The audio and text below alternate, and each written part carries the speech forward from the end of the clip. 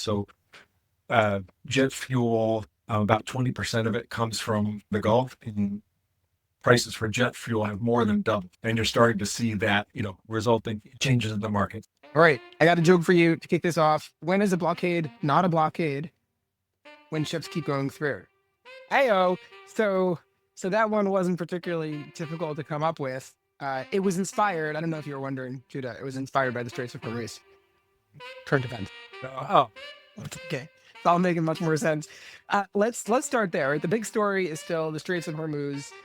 We talked about this in the past, right? The ceasefire has now held for a while. It's supposed to expire in 2 days. We're recording this on Wednesday, April 15th. And some, but still much fewer vessels are going through the straits. What is the latest there on the ground or in the water? so like you said, the ceasefire was set for 2 weeks. 2 weeks expires shortly.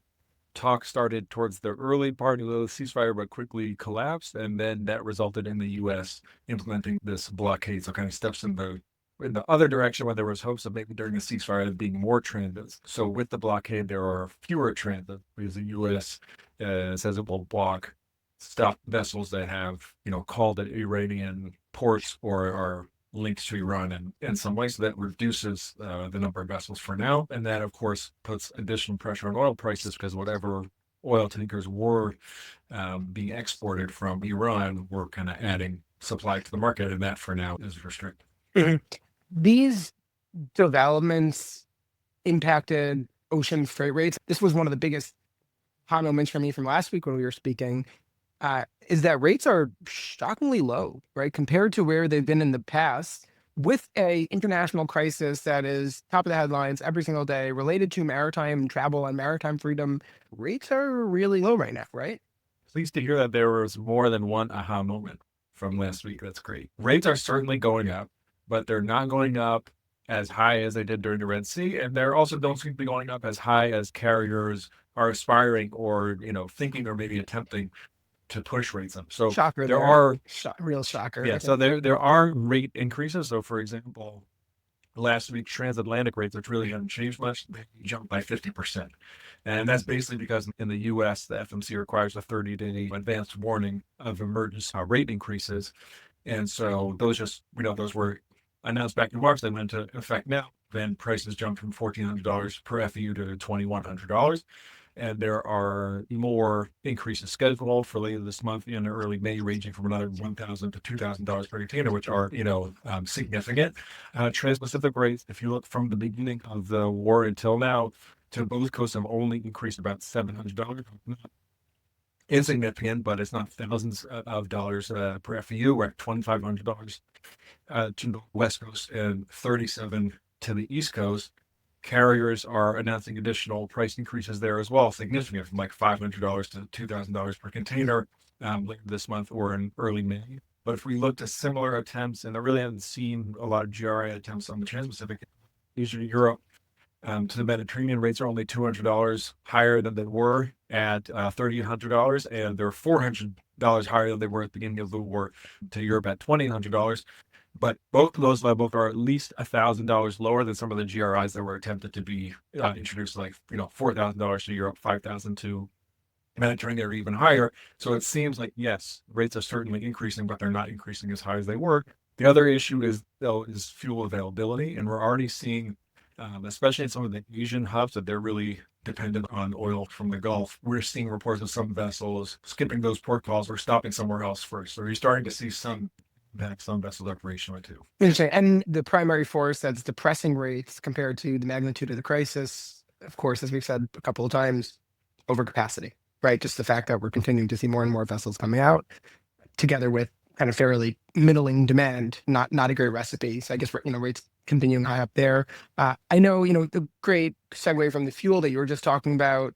Air cargo, much more dependent on that. How has the crisis been playing out in air cargo, but from a pricing perspective, and then also from a traffic perspective through Middle East hubs? So from a traffic perspective, during the ceasefire, if this was 2 weeks, there was some hope that maybe the number of flights would increase out of the Middle East from non-Gulf carriers, and that really hasn't happened. There hasn't been enough of an assurance, especially because of how fragile everything is, to see non-Gulf carriers increasing flights through the Persian Gulf. We do see a continued recovery by the Gulf carriers, and they're very significant, obviously, for Middle East traffic, but also just for general Asia-Europe traffic and other east-west.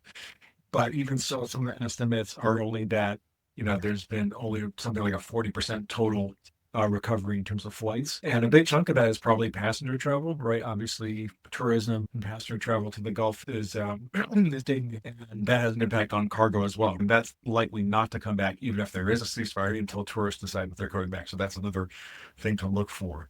As you said, in terms of impacts on rates, yes, it's significant. So jet fuel, about 20% of it comes from the Gulf, and prices for jet fuel have more than doubled. And you're starting to see that, resulting changes in the market. So first of all, in terms of just available supply, there are places like Vietnam and Myanmar that are reportedly already running low on fuel. Vietnam Airlines has canceled 20% of its flights. Cathay Pacific is reducing 2% of its flights starting at mid-May to conserve fuel and also reduce costs. There's estimations that Europe could face a shortage as early as May.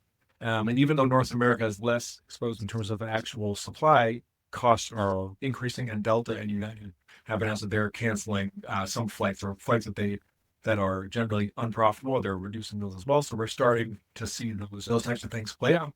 We're still seeing rates much higher than they were, obviously. So South Asia, Europe rates above $5. It's double what they were before the war.